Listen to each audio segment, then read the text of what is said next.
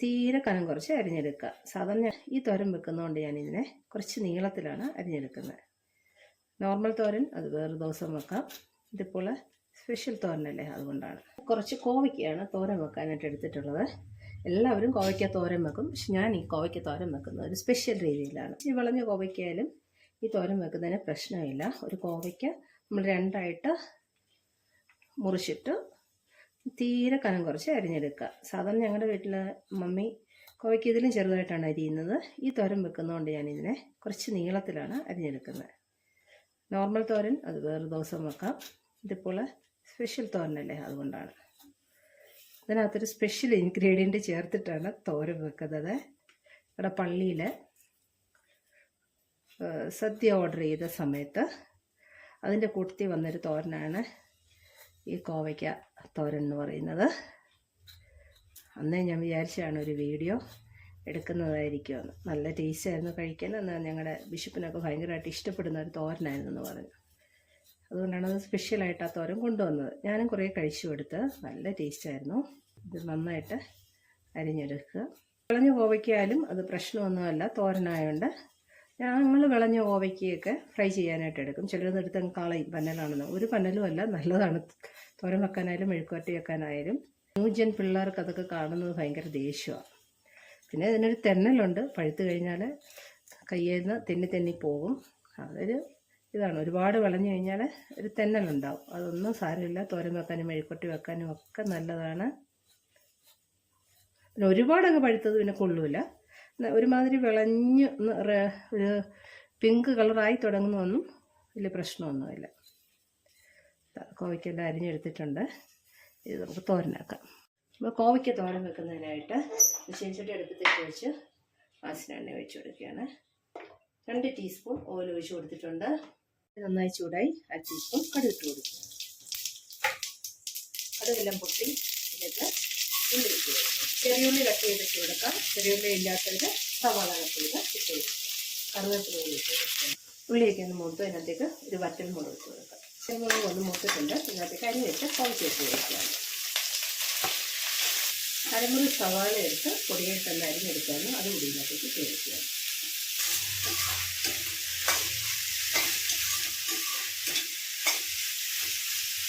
കറിവേപ്പിലുണ്ട്, അത് കൂടി ഇട്ട് കൊടുക്കുക. ആവശ്യമായ ഉപ്പിട്ട് കൊടുക്കുന്നു. നന്നായിട്ടൊന്ന് മിക്സ് ചെയ്യുന്നു. മഞ്ഞൾപ്പൊടി ഇട്ട് കൊടുക്കും. അതുകൂടി നന്നായിട്ടൊന്ന് മിക്സ് ചെയ്യുക. നന്നായിട്ടൊന്ന് വഴന്ന് വരട്ടെ. ഇതിനായിട്ട് ലോ ഫ്ലെയിമിലേക്ക് മാറ്റി കൊടുക്കുക. കോവയ്ക്ക നന്നായിട്ടൊന്ന് വഴട്ടിയെടുക്കണം. അതാണ് ഇത് ടേസ്റ്റ് എന്ന് പറയുന്നത്. നമുക്കൊന്ന് അടച്ചു വയ്ക്കാം. ഇതിനാവശ്യമായ അരപ്പ് തയ്യാറാക്കുന്നതിനായി ഞാൻ അരക്കപ്പ് തേങ്ങ എടുത്തിട്ടുണ്ട്. 5-6 അല്ലി വെളുത്തുള്ളി, 3 പച്ചമുളക് എരി എത്ര വേണോ അതിനനുസരിച്ച് എടുക്കുക. വെളുത്തുള്ളിൻ്റെ ടേസ്റ്റ് ഒത്തിരി ഇഷ്ടമുള്ളപ്പോൾ 2 അല്ലി വെളുത്തുള്ളിയുടെ ഒക്കെ ഇടാം. 4-5 വെളുത്തുള്ളി ഞാൻ എടുത്തിട്ടാണ്. അറിയാമല്ലോ ഒരു തോരൻ എത്ര വെളുത്തുള്ളി വേണോ എന്നുള്ളത്, അതിനനുസരിച്ച് എടുക്കുക. അതിനകത്തേക്ക് ഞാൻ ജീരകം ചേർക്കുന്നില്ല. ഇത് 3 കൂടി ഒന്ന് മിക്സിയുടെ ജാറിൽ ചതച്ചെടുത്തുകൊണ്ട് വരാം. കോവയ്ക്ക നന്നായിട്ടൊന്ന് വഴന്നിട്ടുണ്ട്. ഇതിനകത്തേക്ക് അരപ്പിട്ട് കൊടുക്കുക. ചതച്ചെടുത്തുകൊണ്ട് വന്ന അരപ്പ് ഇതിനകത്തേക്ക് ഇട്ട് കൊടുക്കുകയാണ്.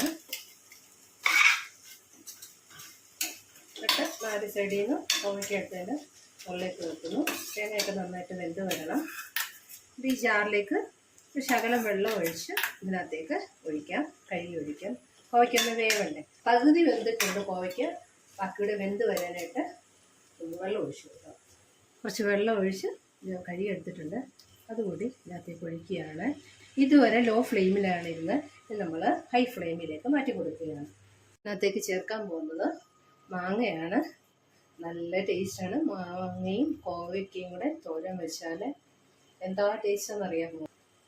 കോവയ്ക്ക പകുതി വെന്തതിന് ശേഷം മാത്രമേ മാങ്ങ ഇട്ട് കൊടുക്കാവൂ. ഇല്ലെങ്കിൽ മാങ്ങയുടെ പുളി കൊണ്ട് കോവയ്ക്ക കല്ലിച്ചു പോകും, വേവാതെ കിടക്കും. അതുകൊണ്ടാണ് അരപ്പിട്ട് ഫ്ലെയിം ഹൈയിലാക്കിയതിന് ശേഷം മാത്രം ഞാൻ മാങ്ങ ഇട്ട് കൊടുത്തത്. ഇനി നമുക്ക് അടച്ചു വെച്ച് വേവിക്കാം. ഒരു കാര്യം പറയാൻ വിട്ടുപോയിരുന്നു. ഞാൻ അരമുറി മാങ്ങ എടുത്തിട്ടുള്ളൂ. ഒരുപാട് പുളിയുള്ള മാങ്ങയാണെങ്കിൽ കുറച്ചേ ഇടാവൂ. ഇതിന് മീഡിയം പുളിയേ ഉള്ളൂ. ഇത് ക്വാണ്ടിറ്റി കുറവായിട്ടാണ് ഞാൻ അത്രയും മാങ്ങ ഇട്ടത്. മാങ്ങയൊന്ന് വെന്തിട്ടുണ്ട്. കാണാമല്ലോ മാങ്ങ വെന്ത്. നന്നായിട്ടൊന്ന് മിക്സ് ചെയ്ത് കൊടുക്കാം. ഉപ്പുണ്ടോ എന്ന് നോക്കണം. മാങ്ങയ്ക്ക് ചിലപ്പം ഉപ്പ് പിടിക്കത്തില്ല. അതുകൊണ്ട് ഒന്ന് ടെസ്റ്റ് ചെയ്തിട്ട് ആവശ്യമുണ്ടെങ്കിൽ കുറച്ച് ഉപ്പ് കൂടി ഇട്ട് കൊടുക്കാം.